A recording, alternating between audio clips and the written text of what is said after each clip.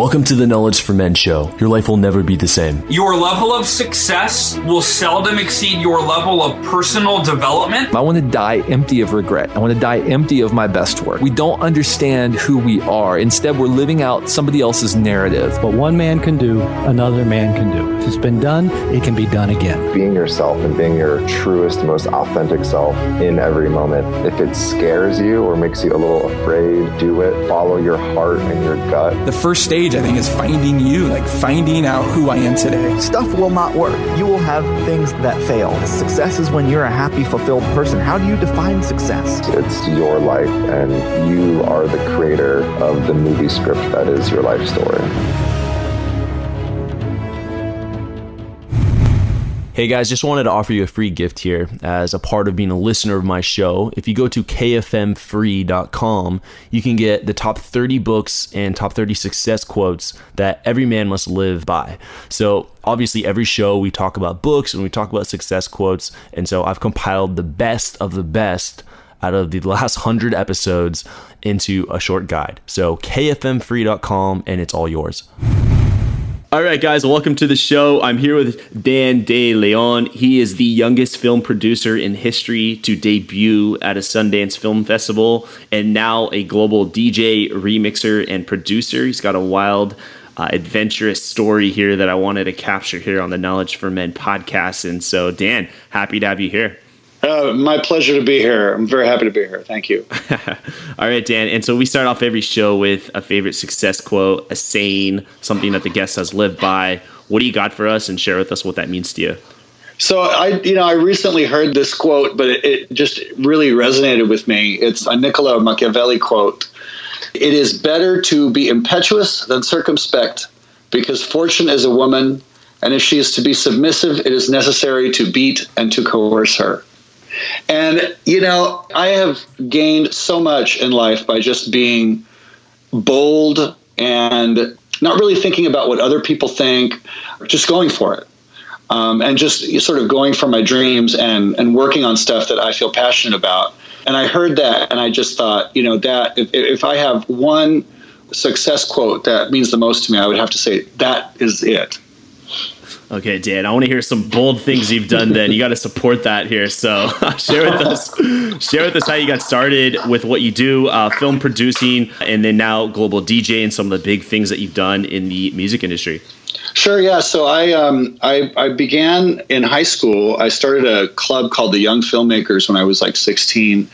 At first, our goal was just to do a video yearbook. And by the end of my senior year, we had produced the video yearbook. We had signed Sony Picture Studios as the main benefactor of the project of the club. And they, in turn, supported us to the school board to begin an arts and entertainment academy at my high school. So Culver City High School now, because of what I started back in 1994 or something, is one of the most successful arts and entertainment magnet schools in California. And hundreds of students have gone through this program and gone on to, go to the best film schools in the country and work in the industry and do all these amazing things. And at the time, we started with one class in my senior year. We had the club that I had started the year before. And when I graduated, I heard about this project about a bunch of kids out in the valley that had gotten together and were making this feature film. So being the extremely bold person that I am, I immediately needed to get in touch with these kids. I need to figure, what is this all about? So I'm 17, haven't even turned 18 yet. I get on the phone, I find these kids, and I go meet with them. And they had a spot for a unit production manager, which is kind of like the level right underneath the producer of the film that this person controls all the equipment, the stuff that's on a production, from wardrobe to lighting equipment to the camera to sets and this sort of thing. So I joined as a unit production manager, and within just that month or so of leaving high school, we actually started preparing for principal photography, and we shot an all teenage made feature film in August, just 2 months after I graduated from high school. And that was in 1995. We were in post-production on that feature film that we shot on 16 millimeter for about 2 years. We had sold the rights to the TV airing of the show to the Encore channel, which kind of paid for like the cost that we needed to spend. And then in 97, we premiered at the Sundance Film Festival, which was a really big deal. And all of the kid filmmakers, from the producers to the director, every single person that worked on this film was a teenager. At the time, my director was 15 years old. He now runs the Hollywood High School film program, which is an exceptional program for high school students. And that began the journey that led to several other things. From the feature film, from being in the capacity as a production manager, and then during post-production, I actually got bumped up to a producer level because the other teen producer left the project. That entire experience led me to understand that in entertainment, you really have to keep the momentum going. This is true for anybody, in any creative endeavor, any artist of any kind. It's like if you've got one project that's really hot, you've got to follow it up. You've always got to be working on like the next 5 to 10 things that you could do, when one thing is hitting or going. So as we came back from Sundance, I started writing a short film, and I wrote and directed the 16 millimeter short film, which began touring festivals 1 year later. So in 1998, I had like one of the most successful little short films that I had wrote, directed, and produced that was touring festivals all over the world and doing all this stuff. And at that point, people started asking me, okay, well, what's next? What else you got? What are you working on? And I had just started taking ecstasy and going to raves. Back then, it was the California rave scene was really popular. And we'd go out to the middle of the desert, and drive 10 miles and turn right at the bush and, click your odometer. And, it was like that, really underground. And I saw, a few friends of mine were making a movie called Groove that was pretty popular back then. And, there was like an opportunity, as I saw it at the time. I really needed a project. I had this hot short film, but I didn't have a feature ready to go. And that was really like what I needed to do. And I felt like there was an opportunity to talk about like what this whole scene is about, in the clubbing business, from the business side of it, the clubs and the parties and that sort of thing, to the DJs and the people who go to the parties, not just like, a moment of taking some drugs and going to a party to dance, but, the actual entire world of it, how it all interconnects, kind of like a Scorsese film would show you the behind the scenes of an entire industry type of thing. So I started working on a screenplay at that time about this world, and my best friend was a DJ. He started teaching me how to DJ.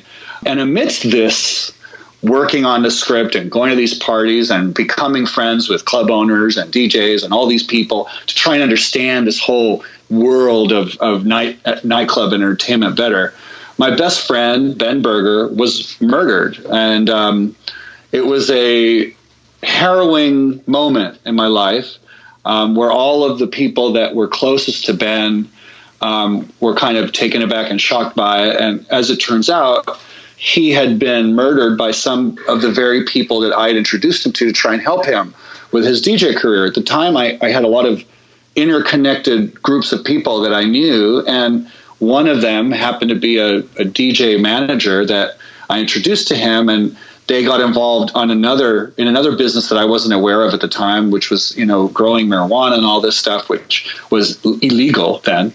And through a set of, unfortunate circumstances, they ended up killing him. And that became this big drama, with the FBI and stakeouts and, getting calls, at 3:00 in the morning, with FBI agents on the other end of the phone saying, we're outside so-and-so's house. And when does he usually take out his trash? It's like really weird stuff like that was happening. I was very nervous and, it was just a weird time in my life.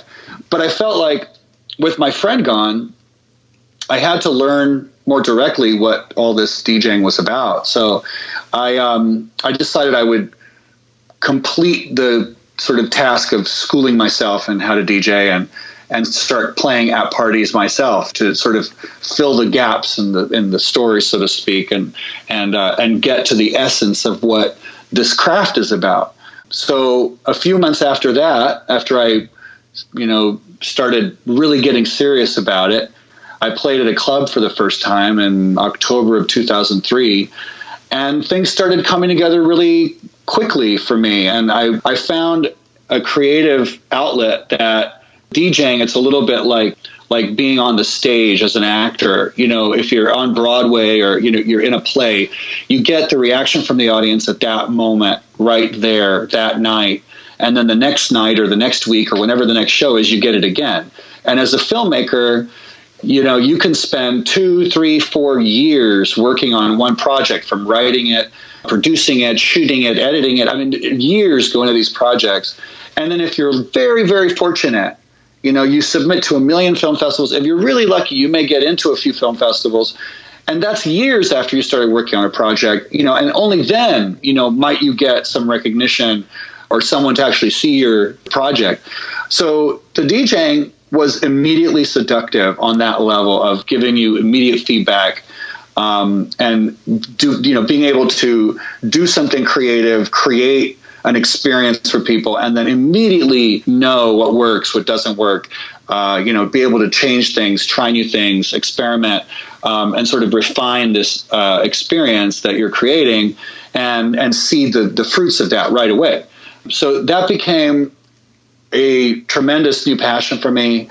It kind of took over, and the script that I had already written that I started rewriting, it got bogged down in this whole process of me starting to DJ and doing that. So over the last 10 years or so, I've been really focused on the music side of the career, and I started a record label, and I've started to produce events, and just sort of diversifying within that world of creating music and dance music. I'm a Billboard reporter as well, so I'm involved with the Billboard Dance Club chart and all that. So at the same time, parallel to this, my friend's murders were finally caught. They were put on trial, and I while I'm developing my own DJ career, I'm taking these little trips to the Superior Court to testify in federal, murder, which I've testified in 3 of them now. And it was a really weird thing to be going through, to have this drama sort of playing out in your life as you're involved in this beautiful, creative, passionate experience of creation and passion, with the music. That's how that sort of unfolded. And amidst all that, I got caught up in some other things. I was married. I got divorced. I became, very heavily involved with drugs, just as a user, And it really took that whole thing coming full circle, the trials wrapping up, the murders getting convicted, my marriage coming to an end, all of that to kind of turn me around. And I've really come full circle now and appreciate the artistry of both what I did then, the films, and what I'm doing now so much more than I ever thought I could have. So that's sort of my story in a nutshell. It's quite the story, yeah. So much happened and so much of your life was just shared right here. So I appreciate the vulnerability with a lot of those challenging times there. What would you say, looking back, are some of the lessons that you've learned from the movie to the loss of the friend to overcoming drug abuse? I think that as I've been sort of filling my life with positivity now in the last, 2-3 years, certain things really jump out at me as I read different books and I listen to different things. And I'm an avid listener of your program too. And it's like I listen to these things and I read these things, and sometimes you'll come across something that just, it completely hits the nail on the head. And I think, one concept is this concept of boldness, of just going forward and doing what you feel like you need to do and want to do. Another part is this part about always being ready. I think I can't say enough about that. The success in every aspect of these things where things have gone well for me, I feel like it's when my readiness has met the opportunity that presents itself in the moment. So every time something has gone wrong, it's because I wasn't really ready for whatever moment had presented itself. And when things have gone right, it's because I was ready for that at that moment. So it's about being whole. It's about being healthy. It's about being active. It's about, being in the place where you're kind of operating with your pedal to the metal, so to speak. You're doing everything you can to be in the right place mentally, physically, spiritually, so that when something pops up, you can see it the right way, you can digest it, you can respond to it properly and run with it. If it's something that really looks like an important move to make or an important opportunity to take a hold of. Yeah. And so being ready, is that coming from the experience that you've had and just constantly practicing and refining your craft? And in that moment when you take a bold move, you're ready because you've practiced, you've put in the time, you've done your reps, so to speak. Yeah, absolutely. I don't think that you ever approach a point where you're totally ready. I mean, I think a lot of times part of that boldness thing is that you move on things before you're necessarily ready for them. It's like when I first started DJing, I couldn't really DJ very well. It's like I look back at what I was doing then, and even though I learned really quick, it's like, but I was ready in terms of I was ready with my time, I was ready with my energies, my head was in the right place, that sort of a thing. And a lot of times you make these bold moves where you're not really ready at that moment to really handle what's coming at you, but you're ready to jump into something where you're going to have things that you're unprepared for happen, and you'll be able to flex, be flexible enough to roll with the punches and to learn what you need to on the fly to make the most out of that situation. And that necessitates clarity, and it necessitates an appreciation of speed of learning that allows you to, become ready, even if it's a continual kind of process of readiness and catching up with your own boldness. That's, I guess, what I'm trying to say about that. Got it. And so what advice would you give to someone who wanted to be successful in the music industry, in DJing? I would say, this kind of leads to what my personal kind of like ideology is, which is, a lot of people will say, when I was first writing, and I've had several mentors through my life, but when I was first writing, you hear a lot, especially from other writers, write every day, right? Like I read this book that was, how to write a screenplay in 90 days or something. And the whole concept was you write a page a day, and in 90 days you have a 90-page screenplay and you're done. Boom, right? And I think, by what I've learned now, is that the idea of creating every day, whether it's writing or, singing, and if you're a singer and you're working on a demo or writing a song, or as a DJ, working on your remixes and your mashups, or working on your set, sort of your set concept and like how you're, the track list and that sort of thing. It's like creating every day and working on your passion every day. That is the key. So if you can be bold and remain in a state of mental, physical, spiritual, and emotional readiness, and create every day and work on your craft every day, you will work your way to the win. You will impassion yourself towards success. And that comes by creating every day. It's like saying work every day, I think doesn't really encompass it enough. But I would say create every day. If you can create every day and fill every day with a little bit of that passion, that's really the key. Whether it's learning a new piece of software, whether it's updating your website, whether it's, posting a new mashup on SoundCloud, or, adding, figuring out a way to, help people find you on Facebook, whatever it is, as long as you're doing something that's feeding into that creation on a daily basis, you're slowly building in the right direction. And I would say that's the best advice that I could give somebody. I like that. That's really good.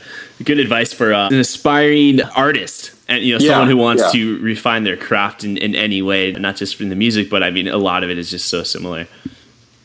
Yeah, absolutely. Absolutely. All right, Dan, it's time that we enter the knowledge round. Just going to ask you some rapid fire questions here. So you ready for the knowledge round, Dan? Sure. Yeah. Shoot. All right, guys, if you're not reading books, then you're getting left behind. Somebody spent their entire life learning some invaluable lesson, and the best format that anyone could ever put it in is a book. It's the shortest, fastest, simplest way to consume content. So I know there are so many books available, and we talk about books all the time on the podcast. So there must be so many running through your head, and you're wondering, where do I begin?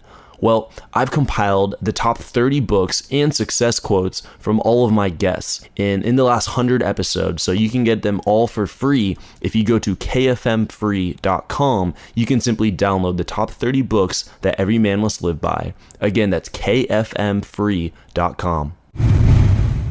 Welcome to the Knowledge Round, where the guests will be asked rapid-fire questions to give the audience invaluable pieces of wisdom to help transform their lives.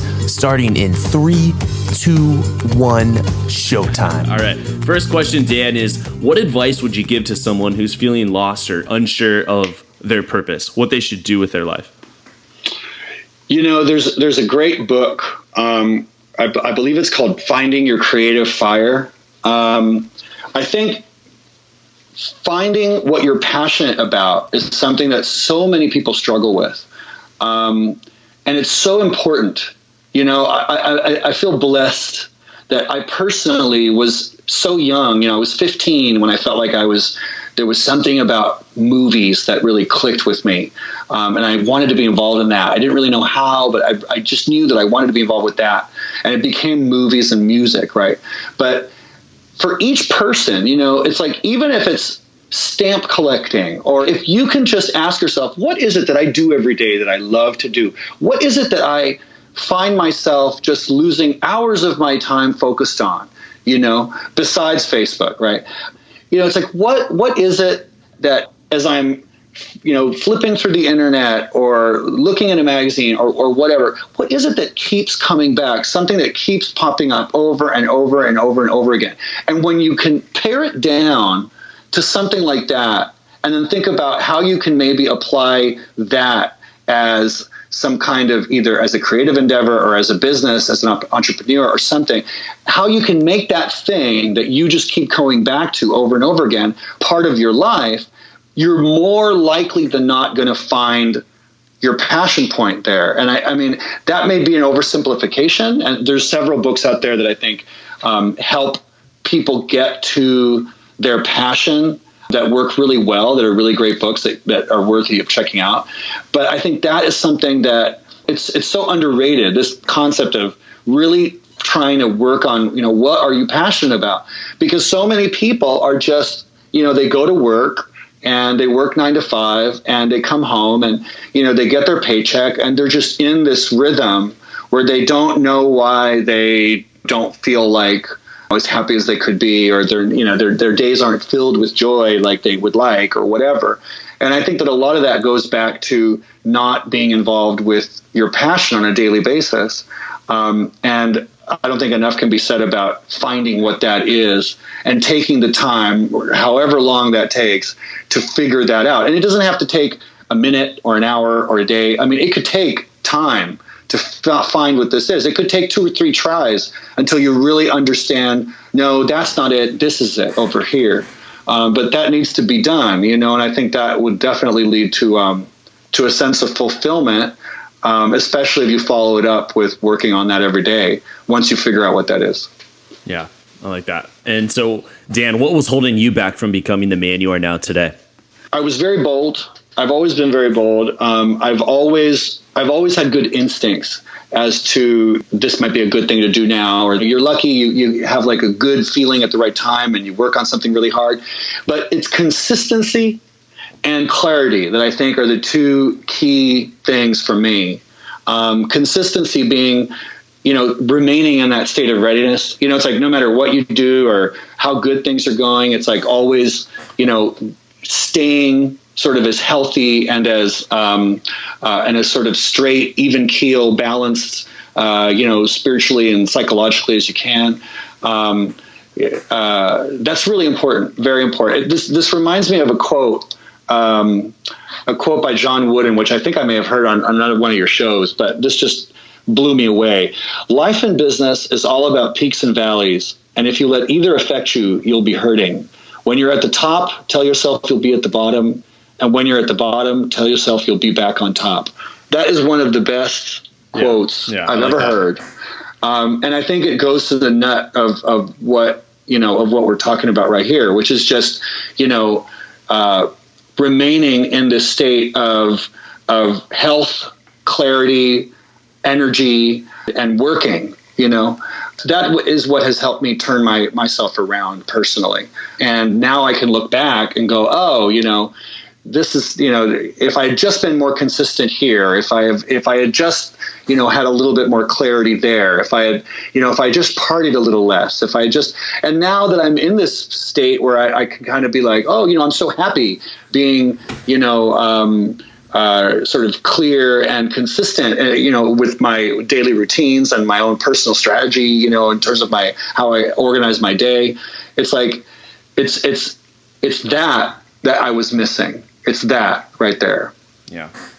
And speaking of, you've mentioned some books so far here during this interview. What would you say are 2 or 3 of your most influential books, and why? I would say if I had to just pick 2, I would say the number 1 book is Maverick Mindset by John Elliott. I can't say enough about this. And I think that both of my book choices, the Maverick Mindset and Robert Greene Mastery, which is another just a total jewel. It's just gold, that book. The 2 actually have there's like some very parallel concepts there. And I just read both of these books in the last year, and they just blew me away because it just sort of highlighted all of the things I've done right and all of the things I've done wrong over the last 15 years. Mastery is so wonderful in terms of how it explains the process of going through, beginning in your passion, let's say, going through this process of finding a mentor relationship, going through the process of creative apprenticeship, getting better and moving from that stage onto other stages and eventually mastery. It's an amazing, amazing, amazing digested shortcut of how this process is going to work for someone who's serious and who wants to make their passion successful for them in their life. And Maverick Mindset is a very similar thing, which focuses on parallel concepts, but in a slightly different way. And I think that those 2 books together, wow, right there. There's so many other books that I could talk about, but those 2, I just think that if there's nothing else that someone reads, if you read those 2, you're in good shape. Okay. And Maverick Mindset, the author is John Elliott. John Elliott. Okay. Yeah. Yeah. There's a quote. Oh, okay. The New Science of Exceptional Achievement. Yeah. Amazing. Amazing. Got it. Yeah. All right. Great. And so now this next question is more of a scenario here for you. It goes like this. Imagine if you had 60 seconds with your 20-year-old self. What would you tell him to do, and what would you tell him not to do? I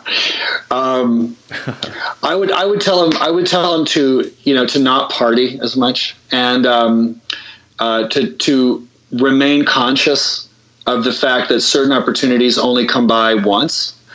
I've been so fortunate that I've done the right thing at the right time a few times, and it's worked out in spectacular ways. With the film stuff, being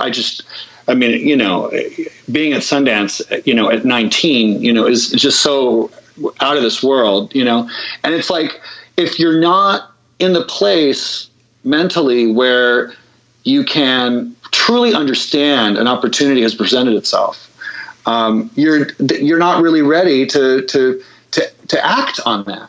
And I think that not being so carried away with partying is certainly something that I would tell myself at 20. And the other thing I would say is to work every day, which is this thing that I mentioned earlier.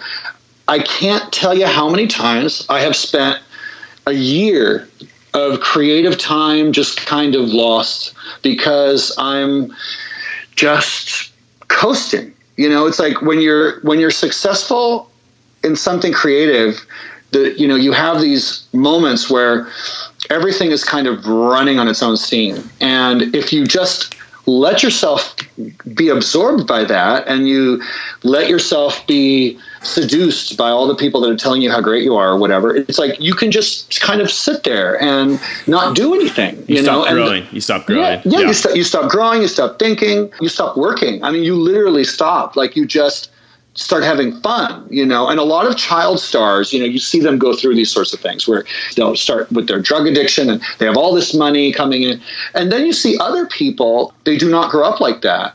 And how much more they get done, you know, let's say by the same, you know, at the same sort of, if you check back in with them at the age of 30 or something like that, it's like, you know, amazing what, one creative person can achieve versus another that, you know, got hung up with drugs and sort of like the cult of their own success, and just sort of, you know, getting stuck. So those two things, you know, it's like, it's okay to have an ego. It's, you know, it's okay to go through the process of figuring out how to deal with your ego. But if you get so involved that you stop actually doing the thing, that you don't continue to work every day and that you don't continue learning and growing, that's bad. That's bad.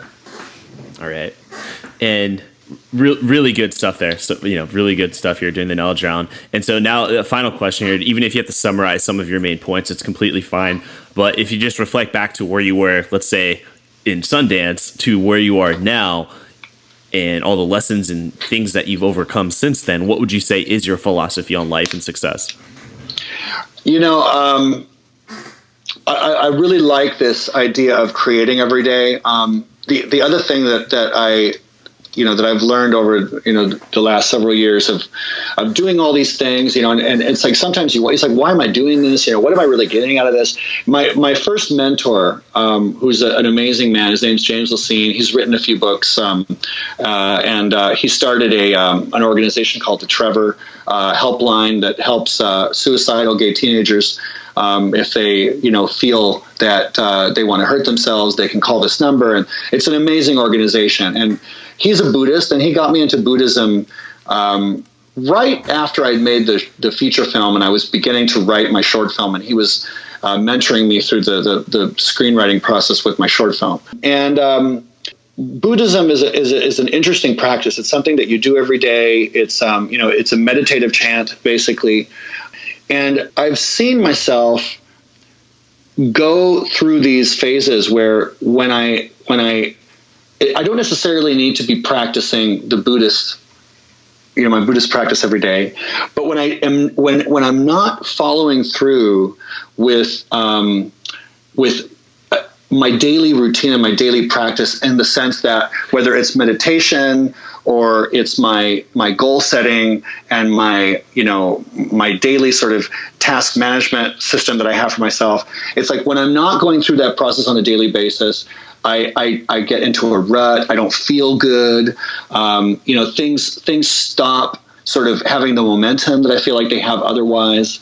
And that's one of those things that is really important for me.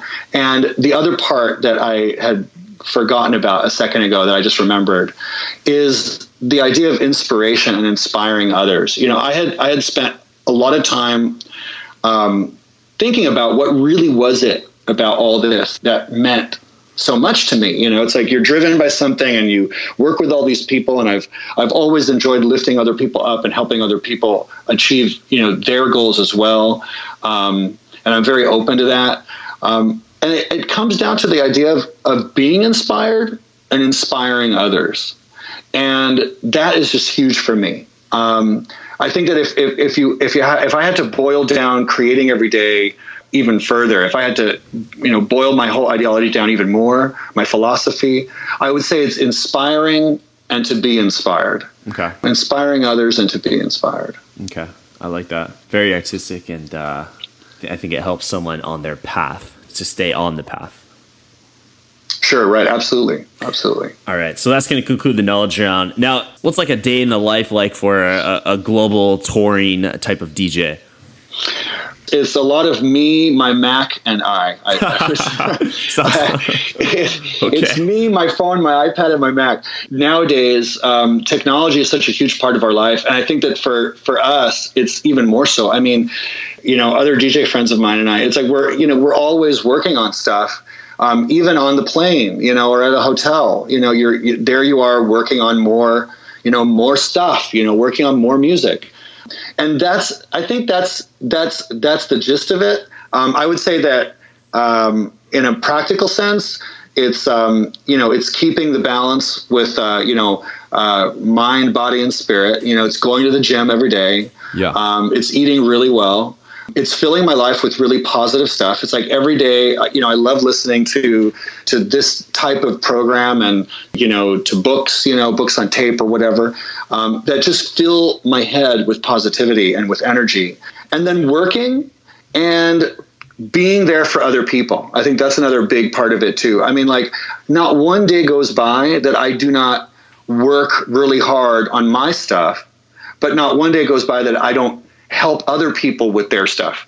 Whether it's DJ friends of mine that I help, with questions or, to understand new concepts, or it's something that I learn from somebody else. It's like the sense of community and the sense of sort of like supporting each other. That's something that is a present part of every single one of my days.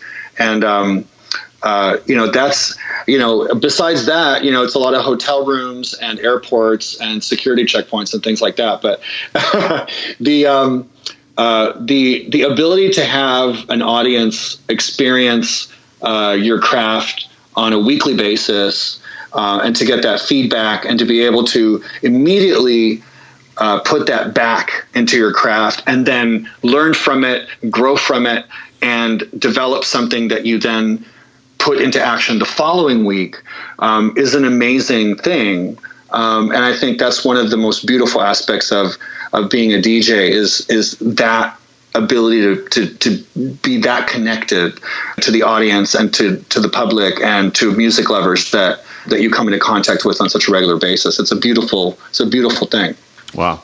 Do you ever find it interesting, like, let's say you're playing here in Southern California, so the audience is typically from here, and then let's say you go to Ibiza, Spain, or you're in Europe, and like you play the same song and you're getting that same type of reaction from the crowd, even though it's in a different part of the world? Yeah, there's definitely as the years go by and gain a little bit more perspective on what works in different places, that will happen, and it's amazing, right? You play something here and then you go somewhere far away, you're in Asia or you're in Brazil or Barcelona or whatever, and you play it, and it's an amazing reaction there too.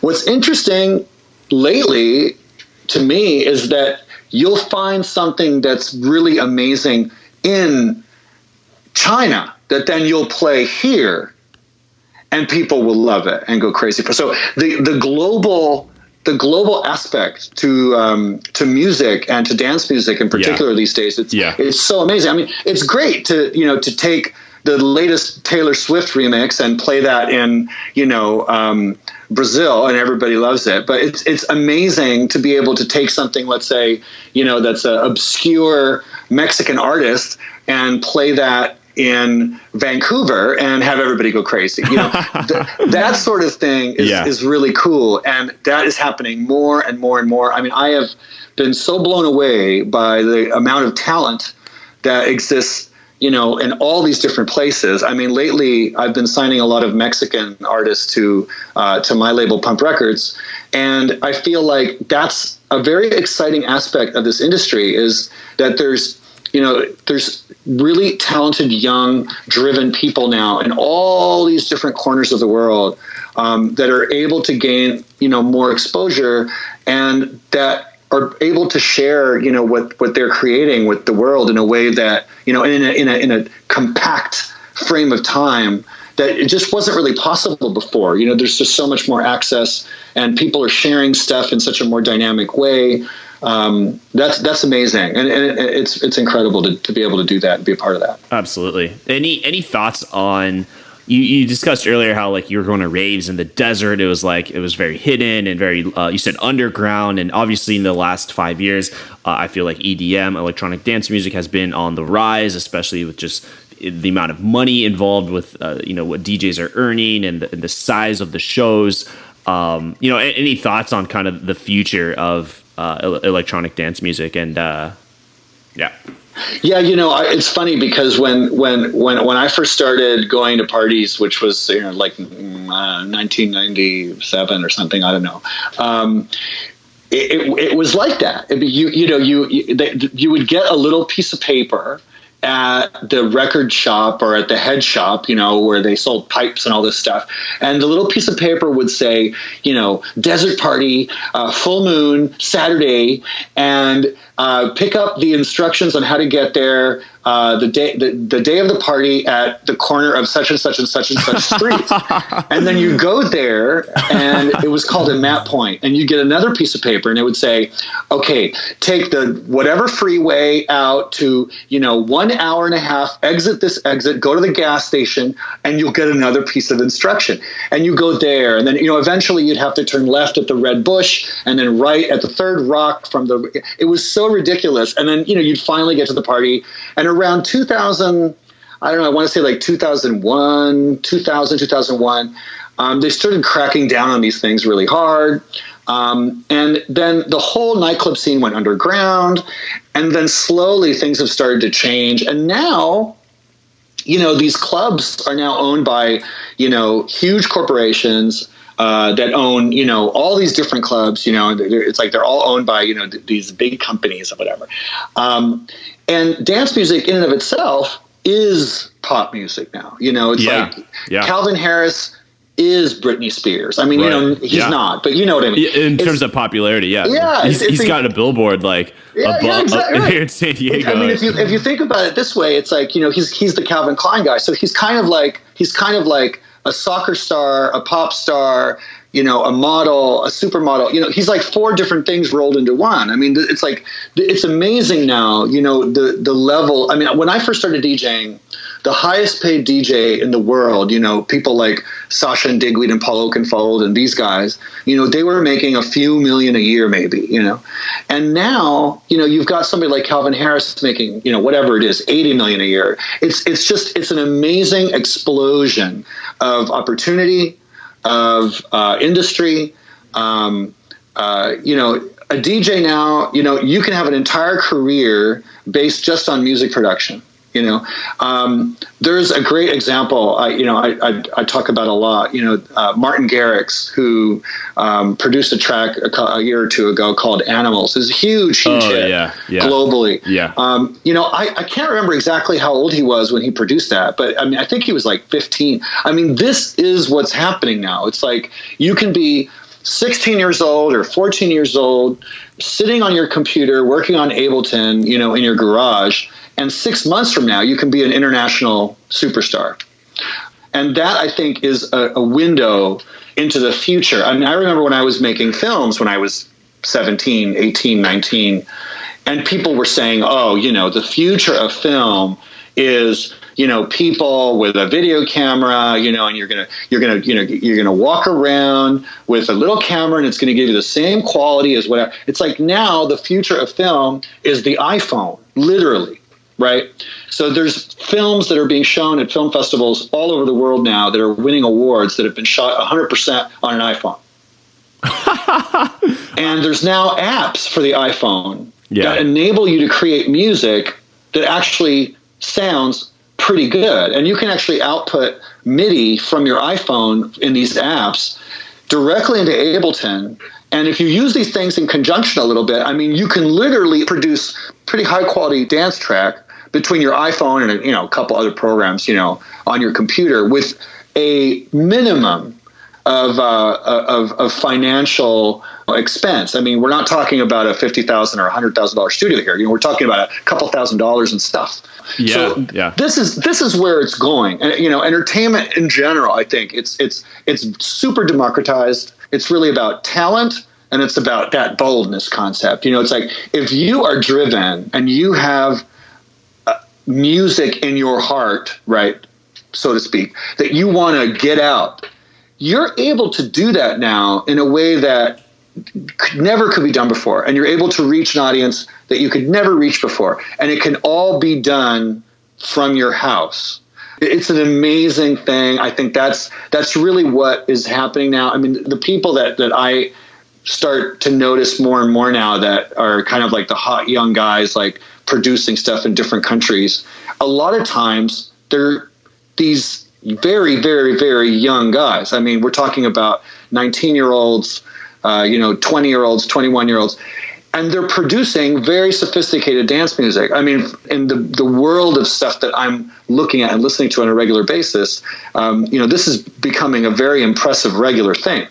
And that's amazing. That's just amazing. Yeah. So while you were talking, I Googled the Martin Garrix Animals video on YouTube, and it has over 560 million views.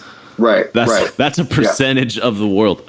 Yeah. I mean, Martin Garrix went from producing tracks, at home to, making, becoming a multimillionaire global touring DJ in a time frame of 25 months or so. I mean, it's amazing. This sort of thing happens nowadays. It all comes down to the person. It's all about creativity. It's all about energy. It's all about truly working on your craft. None of this just happens by itself. None of this just happens because the guy was lucky. Right. It's like you got to make your own luck. You got to work at it. You got to strive for excellence. Another amazing thing that I got out of Mastery, another great quote out of there. I don't remember the exact, I'm paraphrasing, but, Robert Greene says in there somewhere, when you're making your project or you're delivering your product or whatever it is, strive for elegance and simplicity, right? Do the best that you can with the tools that you have provided, make it elegant, keep it simple, and just do the best that you can. And I think that is amazing advice, because that really encapsulates the key for somebody who is just starting, or for somebody who, is very passionate but just doesn't really know, all the angles or what. Just do the best you can, keep it simple, make something elegant and put it out there. And you are way ahead. You're putting yourself right where you want to be by doing that. Wow.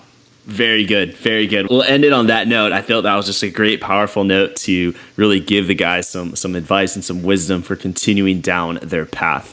And so now, Dan, go ahead and give yourself a plug on how my audience can follow up with you. Cool. Awesome. Yes. So on the web, I'm djdandeleon.com. On Facebook, it's facebook.com/DJ Dan DeLeon. SoundCloud also, Dan DeLeon.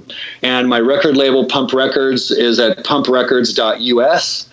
That's just about everything. Now, if anybody out there wants to check out my short film, it is available on YouTube. You can check it out. It's the link is on my website page. It's also youtube.com/DJ DeLeon.